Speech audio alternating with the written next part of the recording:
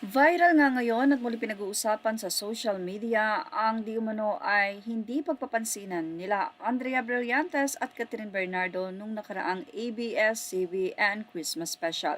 Makikita sa video na kausap nga nitong si Catherine Bernardo sila Kim Chiu, Ann Curtis, Angelica Panganiban, habang ito naman si Andrea Brillantes ay walang kausap at mukhang glam team lamang ang kasama nito habang nag-aayos.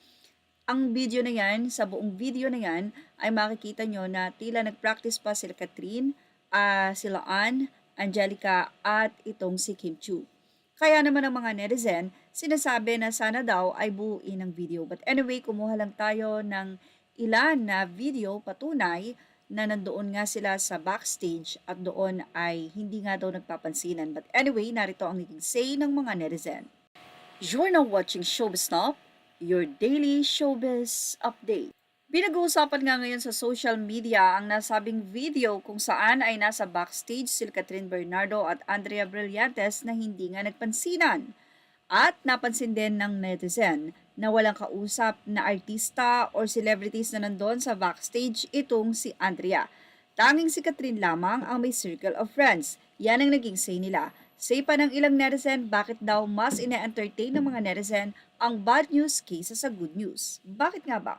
But anyway, narito nga ang naging caption ng nasabing video na yan mula nga sa Facebook page or TikTok nitong si Artistahin TV Follow. Kaya kung gusto nyong makita o mapanood ang buong video, ay bisitahin nyo lang po si Artistahin TV Follow, TikTok or Facebook page.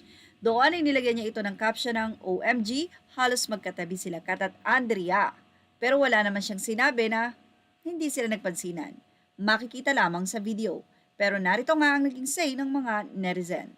Say ng mga netizen, alam na kaya pinagtabi para mapag-usapan naman. Yung isa sigurado namang di si Andrea yung totoong dahilan yung hiwalayan. Baka nga mamaya nagbatian yung dalawa pero pagdating naman sa kamera, kunwari hindi nagpansinan. Kawawa tuloy si Andrea sa nangyayari. Bakit kasi ayaw linawin ni Kat yung hiwalayan na yan? Hindi yung mga kaibigan niya nakikisawsaw. Kung talagang mabait si Kat, gagawin niya yun kasi babae din siya at di niya kailangang manghila pababa ng kapwa niya artista o kapwa niya babae. Mula naman sa isang netizen, matapos ngang mag-viral ang video na yan, ay narito naman ang kanyang naging say. Wala akong paki kay Andrea or sino man ang may sala sa akin lang, Kat pa rin ako. Love na love ko si Kat. Move on na kayo dahil tao lang tayo, magkasala. Move on na lang kayo mga mega Christmas ngayon, magpatawad na lang kayo at magbigayan at magmahalan sa ating kapwa. Merry Christmas sa lahat!